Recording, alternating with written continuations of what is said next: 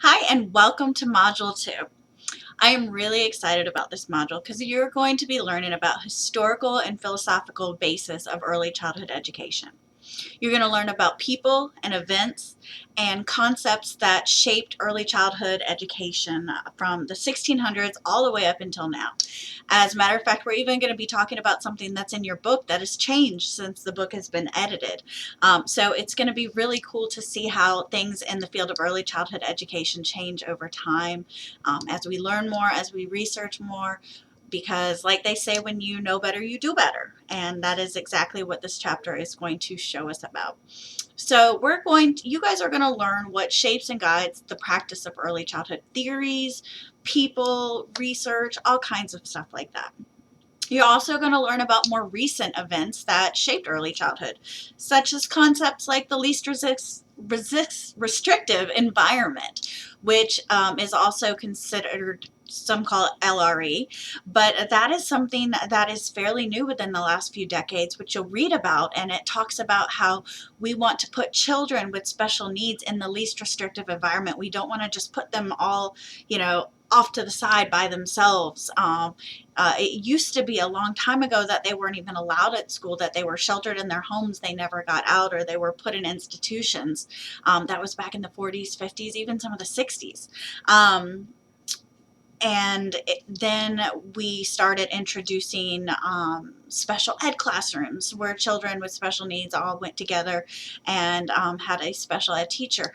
But more recently, we have seen the success and the best practice of least restrictive environment, which means we put children in an environment that is least restrictive, meaning that is most mainstream. So we're putting children with special needs in a regular classroom and the teacher learns to accommodate. That is why when you guys do lesson plans, you have to give 3 accommodations on how you can accommodate the activity to where a child with special needs or cultural linguistic diversity can actually do the same activity. One thing that your book talks about is the No Child Left Behind law, which was an act enacted by Congress. And it is actually no longer a law. It was replaced in 2015 by something called the ESSA, which is the Every Student Succeeds Act. And what that did is it didn't eliminate, but it modified the provisions for standardized testing, because No Child Left Behind basically said, okay, if you're not performing well, if these students are not doing well in standardized tests, we're not giving you as much money as you were getting before. We're going to take away money. Now, how much does that make sense? You're not doing good, so we're going to take away money so you can't do better. So Congress, presidential changes, all that came into effect, and now we have the Every Student Succeeds Act. So that is just an example of how things change over time as we do research and we see how things work and work better. You're going to do several things during this unit, but your main assessment, your big assignment, is going to be a Why Does This Matter PowerPoint. Or you can do a paper. Honestly, I don't care how you present this to me. I'm all about being creative and your Howard Gardner's different learning styles. So however you want to present this, you're going to present it to me. The book talks about 20 different people in here, and in the assignment instructions, I've listed the 20 people. You are going to go over 5 people. 3 of them are mandated, is Jean Piaget, Lev Vygotsky, and Erik Erikson, because they're very, very, very important for you to know. And then you're going to pick 2 of the other ones. You're going to describe the concepts that they contributed to the field of early childhood education. So if I was going to describe Lev Vygotsky, I'd say the zone of proximal development, scaffolding, things like that. And then you're going to talk about how it applies to early childhood today.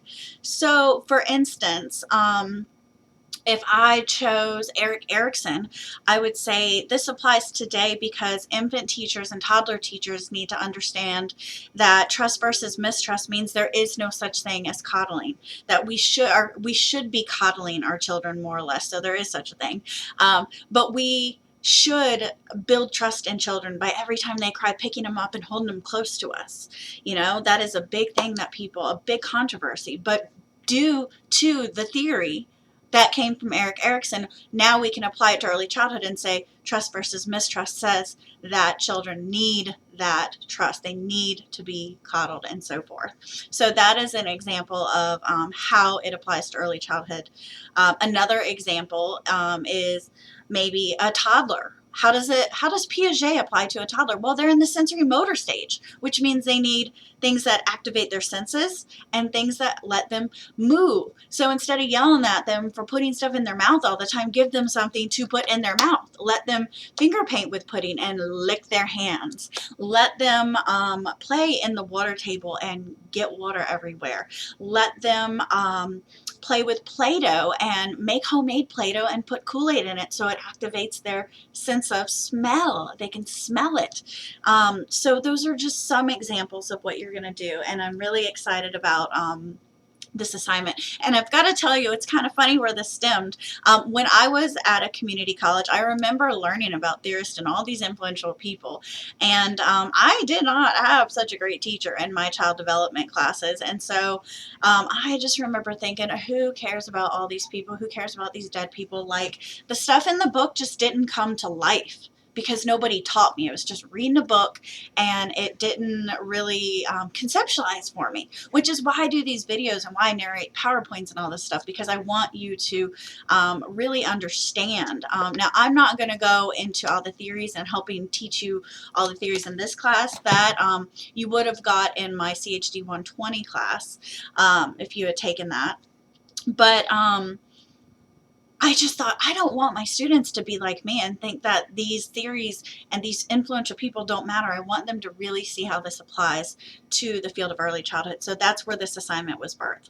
I'm really excited for it. If you guys have any questions or need clarity on anything, just reach out to me. You can hit me up during my office hours. You can call me. You can come in the office. You can text me. You can email me. I am here for you. All right, here's to Module 2.